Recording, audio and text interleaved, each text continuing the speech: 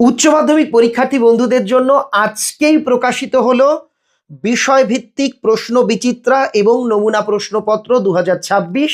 আর এটাই বোর্ডের অরিজিনাল প্রশ্নের বই, পশ্চিমবঙ্গ উচ্চ মাধ্যমিক শিক্ষা সংসদ তৃতীয় সেমিস্টারের বই।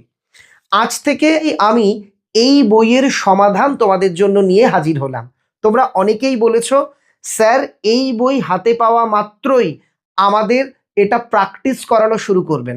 এই বইয়ের প্রশ্নগুলো সত্যিই অসাধারণ। আজ থেকেই তাই আমি এটা তোমাদের সমাধান করাচ্ছি।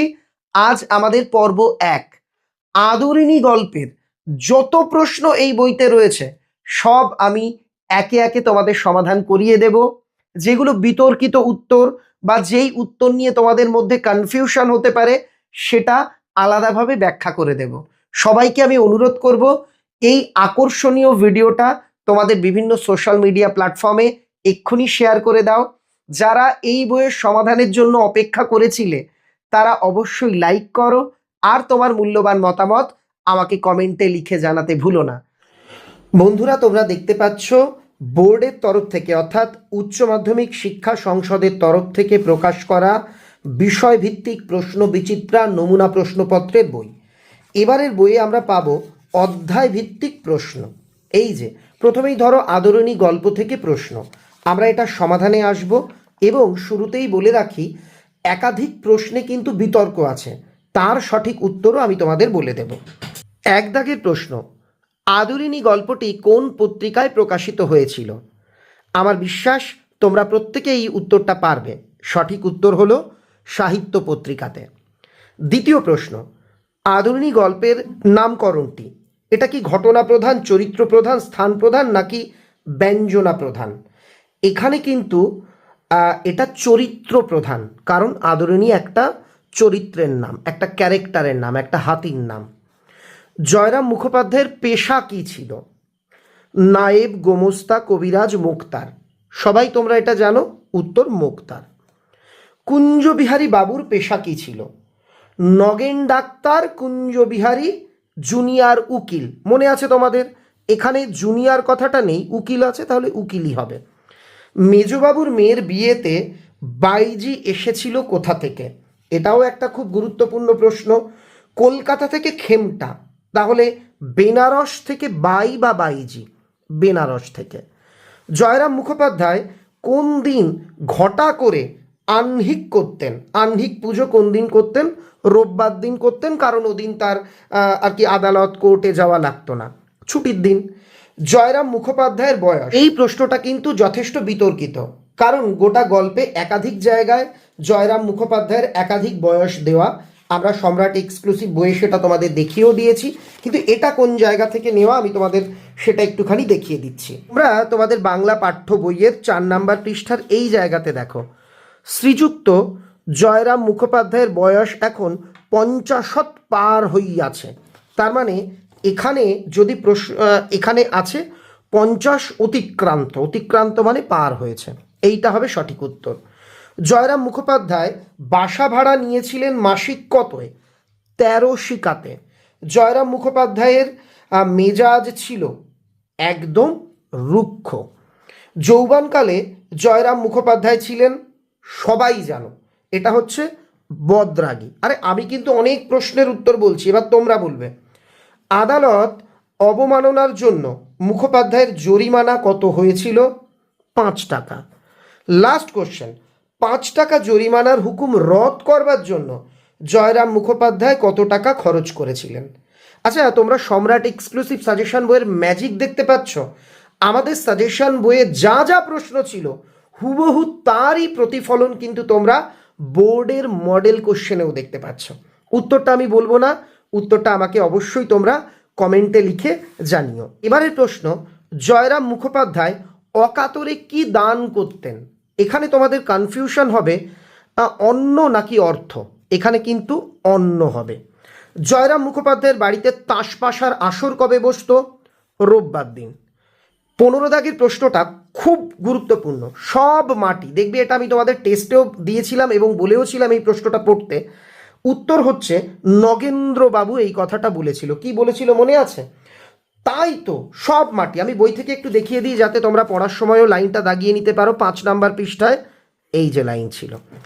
তারপর একজোড়া নতুন বলদ কিনেছে, সবাই জানো, ইমামউদ্দিন শেখ। একটা মাদি হাতি আছে, কার? উমাচরণ লাহিড়ির। দেখো, উমাচরণ লাহিড়ি, উমাচরণ চৌধুরী এমনভাবে দেওয়া তোমরা কনফিউজ হয়ে যাবে। উমাচরণ লাহিড়ি, উমাচরণ লাহিড়ি তার হাতির দাম কত চেয়েছিল? এই জায়গাতেও তোমরা অনেকে গুলিয়ে ফেলতে পারো, 2000 না 2500। উত্তর হবে 2000। হাতির পায়ে জল দিয়ে তাকে বরণ করেছিলেন কে? মোক্তারের বড় বৌমা, জ্যেষ্ঠ পুত্রবধূ। পরের প্রশ্নের উত্তর দেখো, অপশানটা কিন্তু ভুল। আদরণীর ললাট রঞ্জিত কে করে দিয়েছিলেন? বড় বৌমা, জ্যেষ্ঠা পুত্রবধূ, কিন্তু এখানে আছে জয়রাম মুখোপাধ্যায়। উত্তর না। বড় বউ, মাহুত ছোট বউ। এখানে বাড়ির বড় বউ মানে জ্যেষ্ঠা পুত্রবধূ, তাই আমরা এটাকে দাগ দিলাম। তুমি বলবে একটা বড় বউ, একটা বড় পুত্রবধূ, আসলে এটাও পুত্রবধূ, কিন্তু তাকে ওই বাড়ির বড় পুত্রবধূকে বাড়ির বড় বউ বলেও ডাকা হয়। জয়রাম মুখোপাধ্যায় নিমন্ত্রণ রক্ষা করে ফিরেছিলেন কোথা থেকে? পীরগঞ্জ থেকে। জয়রাম মুখোপাধ্যায়ের পুত্র সংখ্যা কত? এটা বলবার আগে বলি, তোমরা দেখবে একটা আর কি ব্যাখ্যা অধিকাংশ কোম্পানির নোট বইয়ে আছে যে পীরগঞ্জের যে মেজবাবুর বিয়ে তিনিই নাকি মহারাজ নরেশচন্দ্র। এটা কিন্তু একেবারেই ভুল। নরেশচন্দ্র এবং পীরগঞ্জের মেজবাবু আলাদা ব্যক্তি। তোমরা ভালো করে গল্পটা পড়লে বুঝতে পারবে। পীরগঞ্জের বিয়ে বাড়ি থেকে ফিরে আসবার পরদিন তিনি মহারাজের সঙ্গে দেখা করতে গেছিলেন। একটা মেজবাবু, একটা মহারাজ, দুজন এক ব্যক্তি নয়। যে কোম্পানির যে নোটেই থাকুক না কেন, তোমরা নিজের বুদ্ধির কাছে একটু প্রশ্ন করো, তাহলেই বিষয়টা বুঝতে পারবে। জয়রাম মুখোপাধ্যায়ের কটি পুত্র? 3টি। মূলধনে হাত পড়িতে লাগিল। দেখো, অদ্ভুতভাবে আমাদের সাজেশন বইয়ের সঙ্গে সব প্রশ্নই প্রায় তোমাদের মিলে যাচ্ছে। এজন্যই বলছি, সম্রাট এক্সক্লুসিভ সাজেশন বই যারা প্র্যাকটিস করছো তারা লাভবান হবেই হবে। সুদে সংসার চলছিল না বলে লোকজন জয়রাম মুখোপাধ্যায়কে বলেছিলেন আদরিণীকে বিক্রি করে দিলে তার মাসে কত আর কি বেঁচে যাবে, কত টাকা বেঁচে যাবে, এটাই জানতে চাওয়া হয়েছে। সব হুবহু কমন, 30-40 টাকা তার মাসে বেঁচে যাবে। হাতি ভাড়া দিয়ে জয়রাম মুখোপাধ্যায়ের আয় হতে লাগলো কত? এটাও দেখো, আমি তোমাদের জন্য যে অনলাইন টেস্ট অ্যারেঞ্জ করেছি, মানে শুধু এটা বলে না, সব কটা প্রশ্ন A to Z, সব কটা প্রশ্ন সেখানে কিন্তু তোমরা কমন পেয়ে যাচ্ছ। এখানে হচ্ছে 15-20 টাকা, 15-20 টাকা। নেক্সট, এক দাগের MCQ, এখানে শূন্যস্থান রয়েছে। পাড়ার ড্যাশ ডাক্তার, এই যে কে ডাক্তার, কে জুনিয়র উকিল, এই জিনিসটা কিন্তু তোমাদের জন্য খুব গুরুত্বপূর্ণ। নগেন ডাক্তার, মানে ভেবেছিলাম এটা দাগাবো না, তোমাদের বলবো উত্তর দাও, কিন্তু পরে ভাবলাম আর থাক। তাহলে এই উত্তরটা আমাকে দাও। আমি আজ ড্যাশ বছর ধরে তাদের এস্টেটের বাধা মুক্তার। কত বছর হবে আমি বলবো না, একটু পরে বলছি, তোমরা ভাবতে থাকো তো। অতি অল্প কারণে তাহার তীব্র ড্যাশ অভিমান।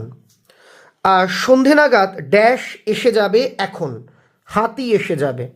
আমার তো ভাই ড্যাশ শোনবার বয়স নেই, খেমটা।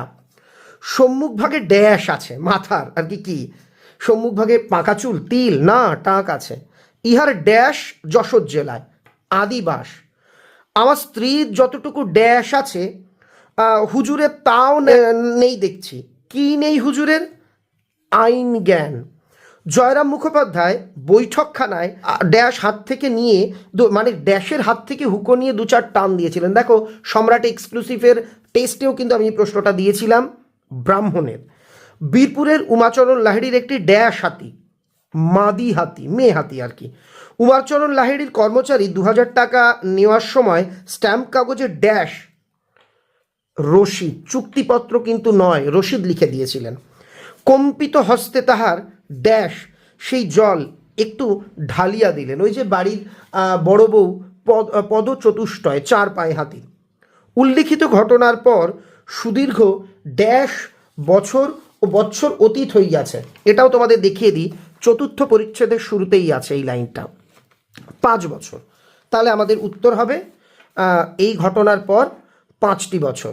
জয়রাম মুখোপাধ্যায়ের কটি পুত্র? একটু আগেই বলেছি, এটা আর বললাম না, একটু আগে বলেছি, তোমরা পারবে, কমেন্টে লেখো।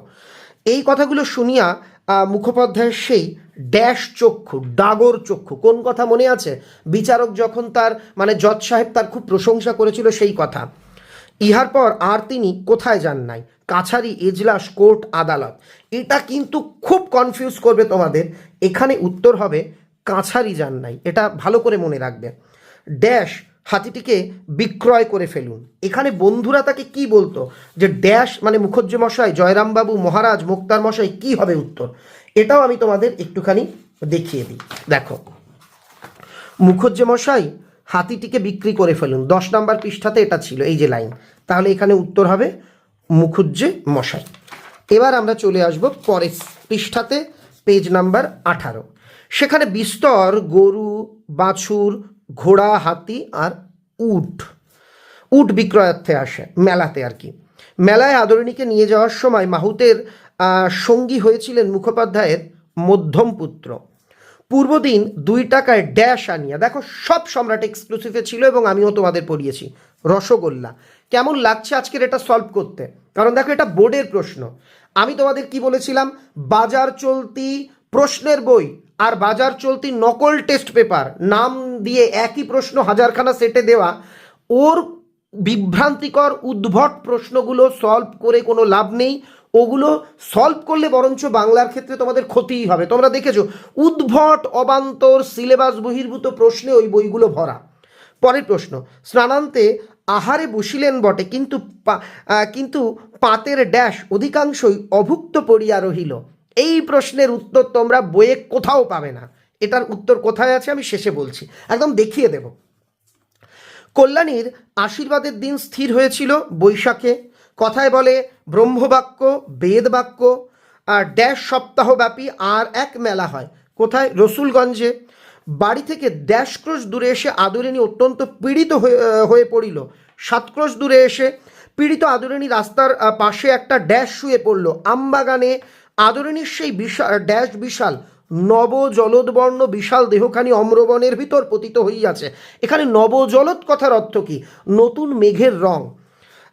এখন হাতি বড় হয়েছে, ড্যাশ 1000 টাকায় অনায়াসে পেতে পারেন, 3000। দেখো আরেকটা জিনিস আমি তোমাদের বলতাম যেটা আমি সম্রাট এক্সক্লুসিভে দিই না, এই উদ্ভট কিছু প্রশ্ন, বিভিন্ন ধরনের প্রশ্ন, ছবি এঁকে প্রশ্ন, দেখো এই টাইপের প্রশ্ন কিন্তু বোর্ডের প্রশ্নে খুব কম থাকে। আজকের এই মডেল কোশ্চেনে দেখো বাদবাকি অন্য ক্যাটাগরি দেয়নি, মাত্র 2টো ক্ষেত্র বিশেষ বিশ্লেষণের প্রশ্ন দিয়েছে। আমি সেটাও তোমাদের বুঝিয়ে বলে দিচ্ছি। আমি মাথায় একটা পগ্গ বেঁধে একটা থেলো হুকো হাতে করে লোকজনের অভ্যর্থনা করব, কে খেলো কে না খেলো দেখবো, তদারক করে বেড়াবো, আর তোমরা বসে বসে শুনবে। পেয়ালা মুঝে ভর দে, কেমন বলিয়া মুখোপাধ্যায় মশাই করিয়া হাসিতে লাগিলেন। জয়রাম মুখোপাধ্যায় এই কথা বলার কারণ কি? তার মনস্তত্ত্ব বুঝতে হবে। 1, তিনি সঙ্গীত প্রিয় নন, মোটেই ব্যাপারটা তা নয়। মানে তিনি গান ভালোবাসেন না বলে বলেছিলেন না, তিনি অভ্যর্থনা করতে ভালোবাসেন, তিনি লোককে ওয়েলকাম করতে ভালোবাসেন, এটাও কিন্তু ঠিক কারণ নয়। তিনি তাকে অতিথি আপ্যায়নের দায়িত্ব দেওয়া হয়েছিল, এমনটা কোথাও গল্পে লেখা নেই। 4, তিনি বয়স্ক মানুষ। কেন? তিনি বয়স্করা মাথায় পাগড়ি বেঁধে, মানে যারা সিনিয়র, আগেকার দিনে বিয়ে বাড়িতে দেখা যেত তারা মাথায় পাগড়ি বাঁধতো, লোকজনকে ওয়েলকাম করতো, দাদা ভালো করে খাবেন, রান্নাবান্না ভালো হয়েছে তো, এইগুলো জিজ্ঞেস করতো। তারা কখনোই যেখানে আর কি যুবকদের উত্তেজিত করবার জন্য স্বল্প বসনে বাইজিরা নাচ করতো, মদের ফোয়ারা উঠতো, সেখানে যেত না। তাই তিনি বয়স্ক, এটা হবে সঠিক উত্তর। নেক্সট, জয়রাম বক্তার দিকে দৃষ্টিপাত না করিয়া বলিলেন, না, গরুর গাড়িতে চড়ে আমি যাব না, যদি হাতি চড়ে যেতে পারি তবেই যাব, নইলে এ বিবাহে আমার যাওয়াই হবে না। উক্তির মধ্যে দিয়ে তার কোন মানসিকতা প্রকাশ পেয়েছে? উগ্রতা? না, তিনি তো খুব উগ্র মানুষ নন। আমরা দেখেছি যে তিনি অভিমানী, কথায় কথায় রেগে যান, কিন্তু উগ্র নয়। দাম্ভিক মানে খুব অহংকারী, যে না আমি হাতি করেই যাব, না, এখানে অহংকারও নয়। ঈর্ষাপরায়ণতা মানে হিংসা, হ্যাঁ অমুকে হাতি করে যাচ্ছে আমিও যাব, তাও নয়। আভিজাত্যের গৌরব, তিনি সেই সময়ের অভিজাত মানুষ ছিলেন, টাকা পয়সাওয়ালা সমৃদ্ধশালী মানুষ ছিলেন। সেই আভিজাত্যের গৌরবে তিনি বললেন, না, যত টাকা লাগে লাগুক, আমি হাতিতে করেই যাব। আশা করি সমাধান তোমাদের সমৃদ্ধ করলো। আগামী দিন বাকি গল্প কবিতাও পরপর সমাধান আসবে, দেখতে থাকো। কিন্তু আমি আজ ড্যাশ বছর উত্তর বলিনি, এখন বলে দিলাম 20 বছর আর কটি পুত্র, তিনটি পুত্র। এবার যেটা বলিনি, যেটা আমি বললাম বইয়ে কোথাও পাবে না, সেটা কি? এই এখানে প্রশ্নটা আছে 22 দাগ দেখো, স্নানান্তে আহারে বসিলেন বটে কিন্তু পাতের ড্যাশ অধিকাংশই অভুক্ত পড়িয়া রহিল। এটা বই খুঁজলে কোথাও পাবে না। আমার কাছে আছে মূল প্রভাত কুমার মুখোপাধ্যায়ের শ্রেষ্ঠ গল্প, এর মূল গ্রন্থ। আমাদের বইয়ের ষষ্ঠ পরিচ্ছেদের শুরুতে আছে কল্যাণীর বিবাহের সমস্ত কথাবার্তা পাকা হইয়া গিয়াছে। আর পঞ্চম আর কি পরিচ্ছেদের শেষে 11 নম্বর পৃষ্ঠায় দেখো আছে, মধ্যম পুত্রটি সঙ্গে যাবেন, যাত্রার দিন প্রত্যুষে তিনি গোত্রোত্থান করিলেন, ছলনাটুকুর আশ্রয় নিলেন। এবার আমি দেখাই, এই যে ছলনাটুকুর আশ্রয় লইলেন, এরপরে 4টে লাইন ছিল যেটা তোমাদের পাঠ্য বইতে ছাপা নেই বা বাদ দেওয়া হয়েছিল, ধরে নেব ছাপা নেই। এইটা কিন্তু আমি যখন প্রথমবার তোমাদের গল্প পড়িয়েছিলাম সিলেবাস দেওয়ার সময়, আমি এই 4টে লাইন পড়িয়েছিলাম, কিন্তু দেখো এই 4টে লাইন তোমাদের সিলেবাসের বইতে দেওয়া হয়নি, এখানেই তোমাদের শেষ। এই যে ষষ্ঠ পরিচ্ছেদের আগে 4টে লাইন ছিল। তাহলে এখানে কি আছে? স্নানান্তে আহারে বসিলেন বটে, তাহলে এখানে কি আছে? স্নানান্তে আহারে বসিলেন বটে কিন্তু পাতের অন্ন ব্যঞ্জন, এই যে অন্ন ব্যঞ্জন হবে সঠিক উত্তর। এভাবেই আমি তোমাদের অথেন্টিক আর সবচেয়ে সঠিক উত্তরটা এখান থেকে জানাবো। সবাই সঙ্গে থেকো। এই হলো প্রথম পর্বের সমাধান। এখন থেকে প্রতিদিন তোমরা পরবর্তী পর্বগুলি পরপর পেয়ে যাবে। তাই সম্রাট এক্সক্লুসিভ চ্যানেলটা সাবস্ক্রাইব করে রেখো, যাতে একটা পর্বও তোমাদের মিস না হয়। আর হ্যাঁ, তোমরা দেখলে সম্রাট এক্সক্লুসিভ সাজেশন বই যাদের কাছে ছিল, তারা তো মানে এই বই সলভ করবার আগেই আমাদের সাজেশন বইয়ের মধ্যে এই সব প্রশ্ন তোমরা পেয়ে গিয়েছিলে। এবার একটা সমস্যা আমি তোমাদের অনেকের কাছ থেকে জানতে পেরেছি যে তোমরা অনেকেই, আমাদের বই যেহেতু বারবার আউট অফ স্টক হয়ে যায়, অনেকেই বই সংগ্রহ করতে পারোনি। তাদের জন্য একটা খবর আছে, তার আগে বলি, খুব তাড়াতাড়ি অক্টোবর মাসে 3rd সেম শেষ হয়ে যাওয়ার পর তোমাদের সঙ্গে দেখা করতে আমি রায়গঞ্জ আসছি। কারা কারা এক্সাইটেড, কারা কারা রায়গঞ্জে থাকো আমাকে কমেন্টে জানিও। আর যে কথা বলছিলাম, যারা সম্রাট এক্সক্লুসিভ বই পাওনি, আমি প্রকাশককে জানিয়েছি, আজ আমি যখন ভিডিও বানাচ্ছি 24শে আগস্ট, 26শে আগস্ট বুধবার যদি সত্যি নতুন করে বই ছাপানো যায় বা তোমাদের জন্য কিছু অ্যারেঞ্জ করা যায়, সেটা আমি আমাদের ইউটিউব চ্যানেলে জানিয়ে দেব। সবাই সম্রাট এক্সক্লুসিভের সঙ্গে থেকো। আর যে প্রশ্নোত্তরগুলো দেখালাম এগুলো প্র্যাকটিস করো, এই জাতীয় প্রশ্ন প্র্যাকটিস করো। এখানে একটা প্রশ্ন হতে পারে, স্যার এই বইয়ের প্রশ্ন কটা প্র্যাকটিস করলেই কি সব কমন পাবো? মনে রাখবে, এমসিকিউ 1 কোটি প্র্যাকটিস করলেও তুমি কমন পাবে কিনা তার গ্যারান্টি নেই। আসলে এগুলো গুরুত্বপূর্ণ প্রশ্ন। প্রশ্ন কমন পেতে গেলে টেক্সট বই তোমাকে খুঁটিয়ে পড়তে হবে। তবে কোন আঙ্গিকে কেমন ধরনের প্রশ্ন হবে এটা বুঝতে, কোনগুলো গুরুত্বপূর্ণ অংশ, কোন দিকে প্রশ্নের ফোকাস হচ্ছে এটা বুঝতে আমাদের সাজেশন বই এবং এ ধরনের ভালো মানের প্রশ্নের বই অবশ্যই গুরুত্বপূর্ণ। সবাই ভালো থেকো। Thank you very much.